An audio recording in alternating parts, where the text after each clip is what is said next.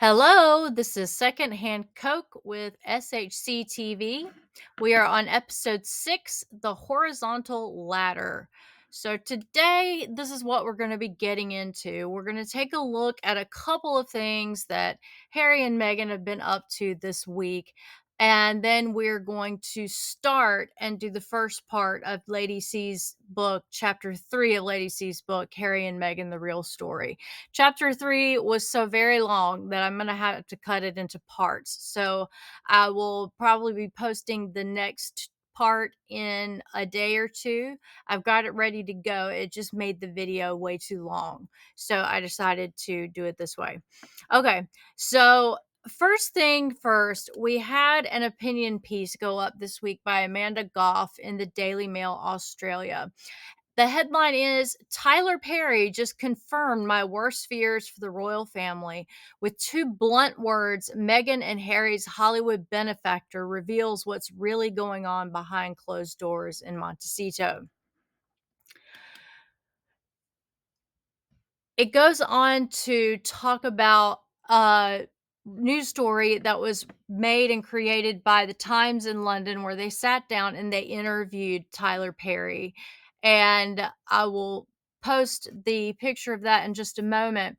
But what this author is talking about is, by taking a swipe at the British press, is she says, when asked by the Times reporter how he helped Harry and Meghan prepare for their LA move, the Hollywood entrepreneur made a point of not only shutting the question down with two frosty words, but also taking a swipe at the British press in general. I didn't, he shot back, prompting the Times to note that any controversial intimacy evaporated and the interview soon went off the rails. Ouch. So here is the headline for the Times article that this editorial commenter is commenting on. And the headline is Tyler Perry, the billionaire who lent Harry and Meghan his LA home. So the part that is in question, as far as the commentary on this article, is that what pursued after the reporter asked, how was it helping Harry and Meghan get on their feet when they came from California? And he's like, I didn't. He says, that Meghan is from California. She knows California well, so there's nothing to prepare them for. But I will say this, what I learned about mentioning them, because there's this insatiable appetite to know all about them, is that any question that's asked becomes the headline of anything that I say. So then this editorialist goes on to say that it's showing that there is still an idea that the Americans are protecting Mary and Harry, Meghan and Harry, and then that, the British press is the bad guy, and she's worried about this fact. But I don't read this article that way as well, or I don't read what Tyler Perry is saying. He tells exactly why he doesn't want to talk about Harry and Meghan, and it seems not to have anything to do with one press or the other, because he's interviewing with the Times, and he says anything I say about them is going to be the headline of the story. And lo and behold, if you go to the Times story, the headline of what this article that was supposed to be about him is Tyler Perry, the billionaire who lent Harry and Meghan his LA home. Now, if you don't know who Tyler Perry is, I'll tell you. He is he's a creator. He created this character, Medea, and she's basically Tyler Perry in drag as this old, kind of funny but wise grandmother living in this African American household, dealing with, her children and their struggles, and the struggles faced by poor people in general, especially people within the African American community. It's about how do you solve a problem when you don't have money to make it go away? And so these comedies really touched a very specific group of people that Hollywood doesn't market to a lot. And because Tyler Perry did, and he did in such a way that it connected with people, he became a billionaire because of it. And he's receiving this Paley Award, which is a lifetime achievement award for his work creating this character and shining a light, to take some of Meghan's verbiage, shine a light on the group of people that is not really featured in film, and whose struggles are not really shown. Now, what I heard, and basically his whole career gets reduced to the fact that he let Harry and Meghan stay in his house right when they got to LA. So if I were him, and I think what he's saying is this interview should be about me. This should be about me. The byline of this, or the subtitle, is he is the man who came to the couple's rescue after Mexit and became Lilibet's godfather. He's also one of the most powerful men in TV and film, and the survivor of a brutal childhood. Megan Agnew meets him in Washington, and then the article continues. And I get what he's saying. Why is an article that is supposed to be about him and his life all about the sleepover he let Meghan and Harry have at his house when they first got to LA? And I heard, and I think Lady C mentions this in the book. She may not. I need to go back and check. But what I did hear, and this is just rumor, is that while they were staying at Tyler Perry's house, Tyler Perry had also agreed to let another family stay there because it's huge, for a vacation time, and Meghan got mad about that because she wanted to have the house to herself and have privacy. And that has some ring of truth to it, because we know that she was upset that she wasn't given the entire governor's house in Australia to stay when she and Harry did that Australian tour. And if that's true or not, I know that a lot of rumors surrounded that press tour, but the press did a really good job of making Meghan and Harry looked very heroic during that Australia tour. But if you are an Australian and you know some details about what happened there, please, please, please spill the tea in the comments. I'm sure we would love to see it. Now, after Tyler Perry had them stay over and Meghan was upset about the sharing of the house, Meghan was reportedly not very nice to the staff, to the extent that some of the staff were calling Tyler Perry and handing in their resignations. And the rumor is that at that point, he called Oprah and said, "Get your friends out of my house." And that was that. And there was a time where you didn't see Tyler Perry with Meghan Markle. Yet here he is inviting her to his Paleo Award event.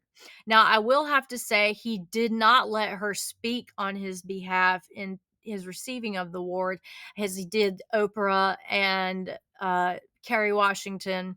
Meghan had to stay at the table and not get up on stage and stay quiet, which I'm sure was very hard for her, but she did it nonetheless. Though I think she called Backgrid to have them picture her walking through a parking lot. I'm not sure. That's just a rumor I heard from the subreddit St. Meghan Markle.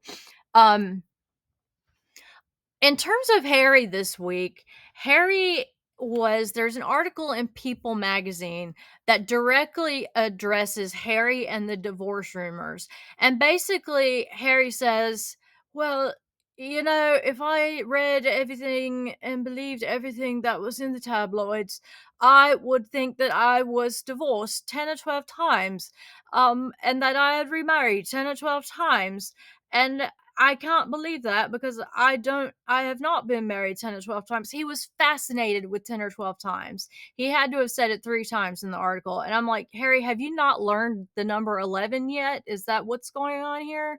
But anyway, his final message was, I feel sorry for the trolls. And, I really hope that they find happiness. I don't know if he considers me a troll, or he considers me or YouTubers in general, or people who get on the internet and criticize their behavior, which they have 100% control of. I guess that's trolling. I don't know, but But Harry feels sorry for us 10 or 12 times, and the number 11 doesn't exist for him, I guess.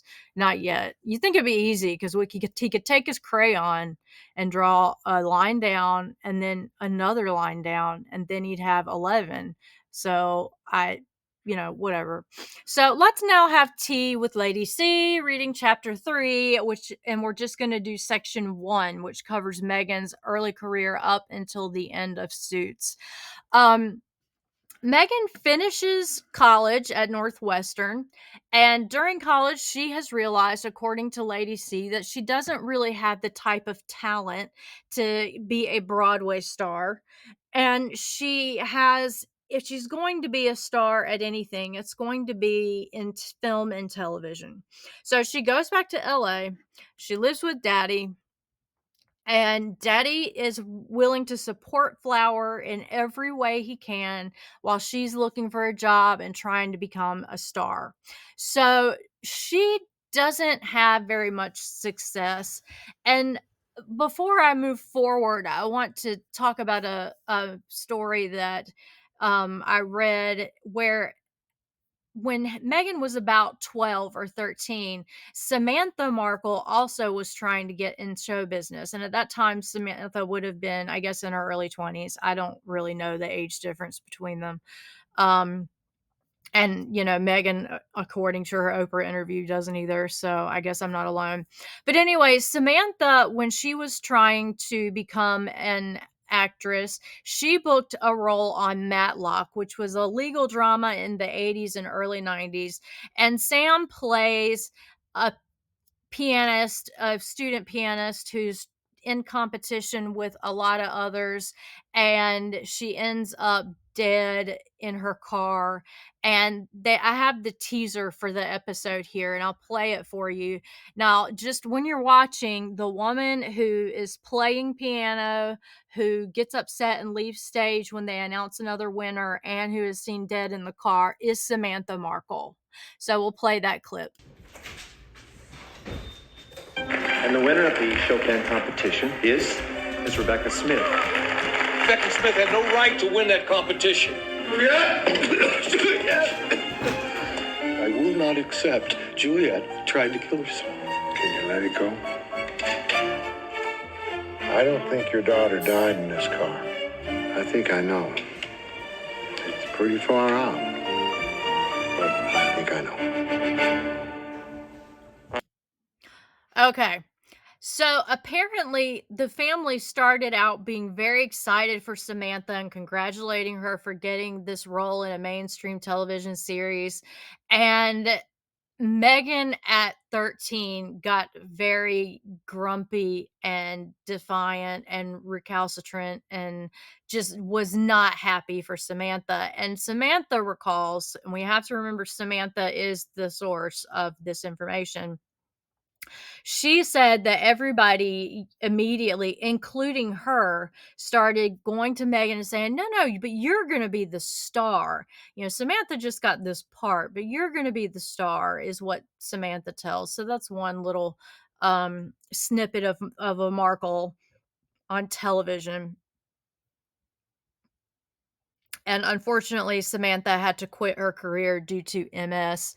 So Meghan starts going to jobs. She starts auditioning and going to go-sees and is not having much success. But then her friend Lindsay Roth gets her a part on a major motion picture with Ashton Kutcher called A Lot Like Love. Now, the part is, and if you go on YouTube and you look up Meghan Markle, A Part Like Love, a bit like love, or with Ashton Kutcher, you can find the video clip yourself. But basically, she's sitting with Ashton Kutcher on an airplane, and she comes up and she says hi. And that was supposed to be the only role or the only word that she had. But she's ambitious, as we know, and she talked them into giving her a few extra roles, a few extra lines. So you see her talking to the person next to her on the other side on the plane. I had to remove the clip from that because I didn't want to infringe on copyright. So, but you can look it up on YouTube and you can see it for yourself. But she thought that was going to be the way that she got into Hollywood, was just get her foot in and then she could explain to people why she should have the role instead of demonstrate it through good acting and hard work. And we see that that is a pattern across the life of Meghan Markle. She has to explain why something should happen. And she does a lot of explaining. She does a lot of complaining, but she doesn't do a lot of doing. And I think that's partially her problem.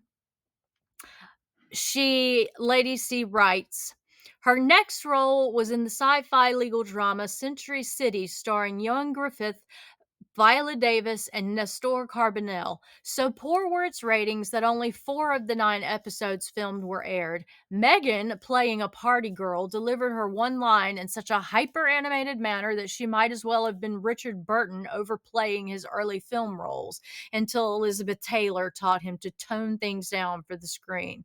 So basically, Lady C is saying that in this part that I have, and I'm going to show you here in a minute. Her one line, she overacts it to like it was a line that you would be saying on stage.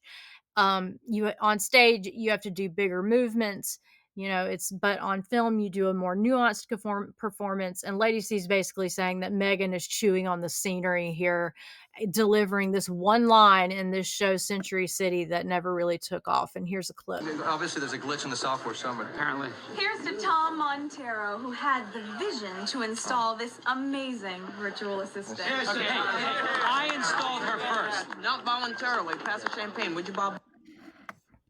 So there she was with her line there. And that didn't really lead to any big parts either. But one critic said, according to Lady C, that her early desperation to succeed was one of the factors which prevented her from doing so. She was just too much. In other words, her MO of trying to take these one-line parts and just make herself stand out in these one-liners instead of just pulling herself back and being a part of what's actually going on in the scene, was what kept her from getting more roles. And it's really, something that a good actor would do. They would pull themselves back, realize I've just got a one line role here. They would say their line in a realistic way instead of all of this inflated body language trying to draw attention to them. So Meghan was living at home during all this time with Daddy, and then she meets Trevor Ingleson. Trev. So Trevor is a producer in Hollywood, and he's not doing bad. He's not a big name producer. I think even now he's not. I think he's known mostly for having been married to Meghan Markle. But he came from a very established family in Long Island. So I think he grew up with some deal of privilege, and I think he always had something to fall back on in case his Hollywood career didn't work out. So Meghan moves in with him, and that takes some financial strain off of Thomas Sr. And she and Trevor go about trying to, set Hollywood on fire, and Meghan be a star and Trevor be this great producer. And, I'll give Meghan a lot of credit. She does get roles. She just didn't, and that's hard as an actor. Most people who go to audition and see and try to break into the business, they don't get a part at all in the entire time that they're trying. And Meghan did get several little cameo roles in several shows. But she also supported them with her photography, which apparently is just putting a funny looking slash over letters that have points at the top. But one of her things that she liked to claim to fame is that she did the wedding invitations for Robin Thicke's wedding. So she calligraphied those. I will do a handwriting analysis on her in a future video, not because I'm a graphologist, but just because I read a bunch of handwriting analysis books when I was in college and am just an asshole who likes to play along with it. So I'll do a video and we'll see if the analysis matches what we've seen in terms of behavior. Another thing Meghan started was an anonymous blog called The Working Actress. I've put a snippet here. You'll see the byline is "Welcome to the Hustle." And that was really what The Working Actress was about. It was about trying to break into the business, not necessarily honing your skills, but just by going to auditions and trying to make people see that you're perfect for something that you might not be perfect for. If you want to read bits of that blog, I've got a link that I found on the St. Meghan Markle subreddit that gives you some of the entries in the blog, and Lady C talks about it in a minute too, and I'll read a passage from her that deals with it, but that'll be in the program notes if you want to see that. All the articles are going to be in the program notes, and that's that. So in The Working Actress, this is Lady C now. When Lady C is talking about Meghan being not as successful as she wants to be and writing this blog, Lady C says, in The Working Actress, she revealed how distressing she found it when she was turned down or not considered for roles which she knew she was perfect for, even though no one else agreed with her. She articulated her anger turned inwards when she wrote about the time she took to her bed crying her eyes out with a bottle of wine and bread for comfort. So Lady C is exploring in this section how a personality like Meghan's could take such rejection, because she didn't take it at all once she got to be in the royal family and achieve the worldwide fame that she wanted to. And I think what Lady C is saying is that you can see that anger in her in this blog, and that's where she kind of channeled it into. Now, as I said, Meghan did get some parts. Here's one right here that absolutely makes me laugh. Meghan plays a woman who kills princesses, or she kills her two of her friends, and she overdoses them with oxy, and I'm guessing they mean oxycodone, and then she dresses them up in these princess costumes that she's rented, and then she gives herself a smaller dose of oxycodone so that she doesn't die, and dresses herself up like a princess and tries to make it look like there's a princess serial killer. So the fact that there are princesses in this at all and that she's trying to kill them, it makes me worry for Catherine, but it's also kind of funny. So let's watch it together, and then I'll give commentary. And if you have any thoughts, please do put them in the comments. So you're saying Darren didn't do it? Well, he's guilty of blackmail. That's as far as it goes. So what if the killer's still out there? What if he comes after me? He won't. We have officers outside 24/7. We'll find him, Charlotte. We need a bit of your help. Of course, whatever I can do. Well, we think that the key to finding the real killer is through understanding exactly what happened the night of Owen's death. Can you answer a few questions? Yeah, I mean, I guess so, though. I'm pretty sure I told you everything I know. Well, last time we spoke, you said that everyone was in Amy's car? Right. And who was driving? She was. Why? Well, we did a little checking. The day after Owen died, Amy brought her car to a body shop. She had a broken grill and a dented bumper. Any idea how she got those dents? Charlotte, what really happened that night? Did Owen try to get back into the car? Maybe Amy panicked, accidentally hitting him as she drove away. Charlotte. I begged Amy to go back. Christina and I both did. We begged her, but she just kept driving. She didn't mean to hurt him. It was just an accident. That's the truth. That's what really happened. Is it? Take a look at how the bows are tied on the victim's costumes. What about them? Well, the killer tied these bows after the victims were drugged. See how they look? How the loops are pleasingly horizontal. Now, look at the bow on your Sleeping Beauty outfit. See how the loops are vertical? It's a little weird. the killer tied all three bows. Why would yours be different? It's because you tied all three bows. This one is different because you tied it on yourself behind your back. No, I was attacked. I am a victim. Yet your doctor said you received half the dose of oxy that the other girls got, a non-lethal dose. How soon after we pulled up outside of your building did you give yourself that shot? This is crazy. Why would I fake an attack on myself? So no one will suspect you of silencing the only two witnesses to your crime. What are you talking about? At the time, Christina and Amy were willing to bury your secret, but then this photo showed up. I mean, how long could you expect them to keep the secret, especially since you were at fault? All you could think about was the scandal, jail, how it would ruin your life. All because Christina and Amy knew the truth. Charlotte, you were behind the wheel in Amy's car. It was you that hit and killed Owen. No, Amy was driving. I told you. Then why did you pay for the car repairs? We have the receipt.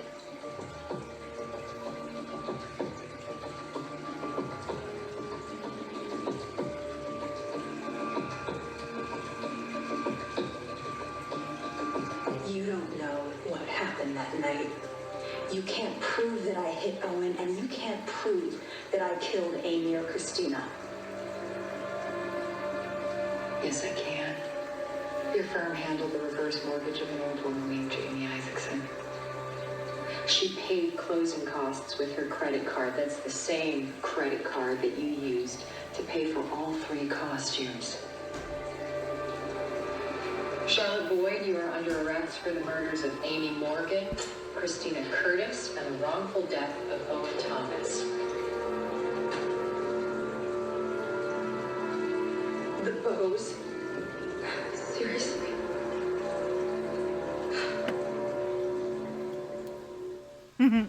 One to your left eye. So you're saying Darren didn't do it? So I just think it's so funny that it ties into so much of what happened with her in the royal family. The princess envy, the freakish attention to detail that always somehow fails to be consistent. Speaking about the bows, and the fact that she's talking about, I am a victim here, just like she's a victim of the royal family, and she's a victim of racism, and she's a victim of the patriarchy and all like that. So that was just, a little snippet of a part she got, but it was a part she got, and she did work fairly consistently. Trevor in 2006 tried to produce this movie called Zoom. It had Courtney Cox in it, Tim Allen, some other dudes, and Chevy Chase, that's the other dude. And it just totally bombed, and so that they were having a hard time then. And this is also around the time that Meghan gets the steady job as the suitcase girl, and it was decent money. And what she had to do was open a briefcase if they called on her, and she knew that's what she had to do, and she knew she would be wearing skimpy outfits, but this is what she used to complain about being treated like the archetype, or it thinks it's an archetype of the bimbo. And a lot of the girls that were with her on this show, they said she was very standoffish, that or according to Lady C, they said she was very standoffish and that she didn't really socialize with the girls. She just sat on the sidelines reading scripts and doing her calligraphy for Robin Thicke's wedding, I guess.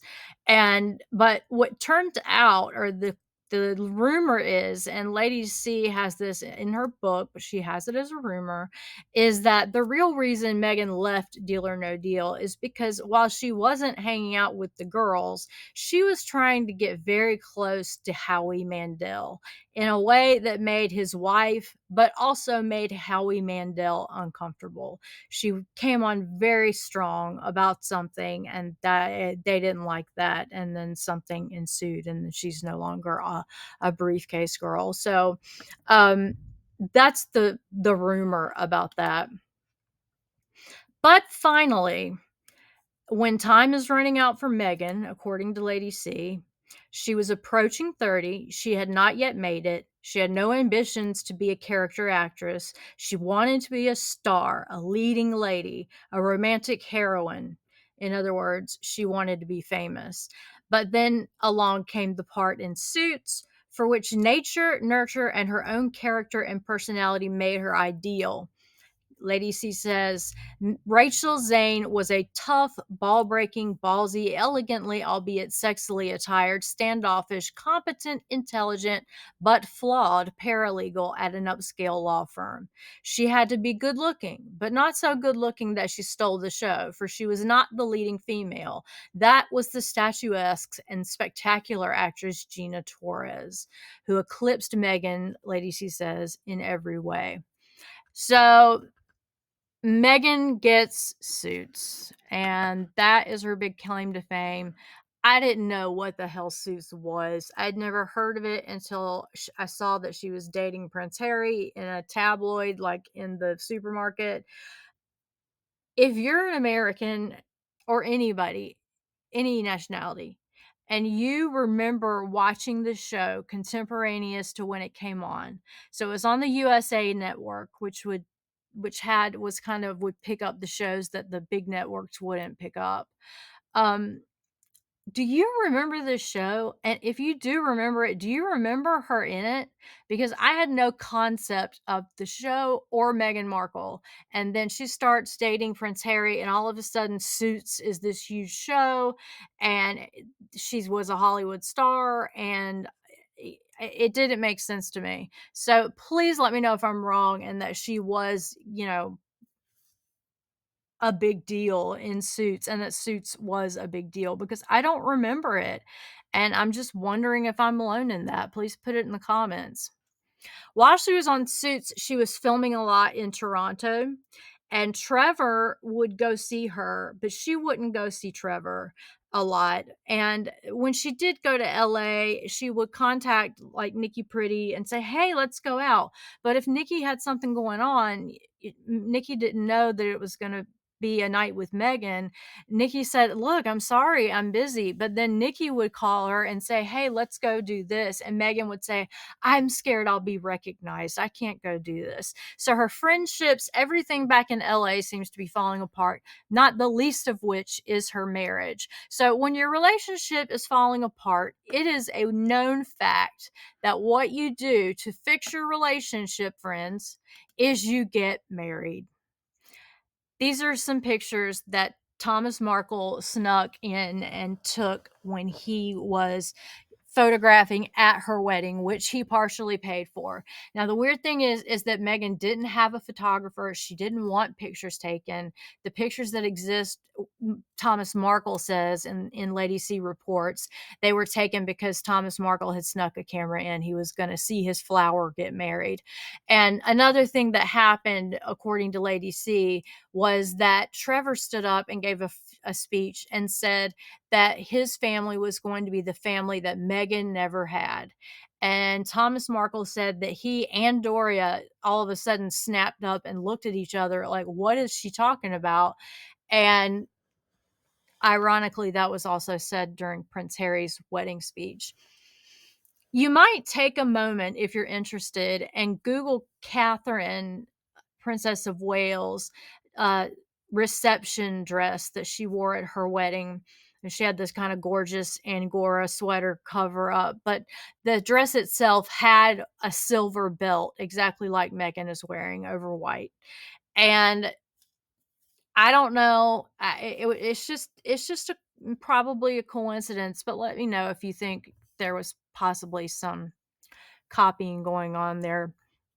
Now, the next thing that Lady C talks about, and that we will talk about before we end this section, is Meghan as the humanitarian.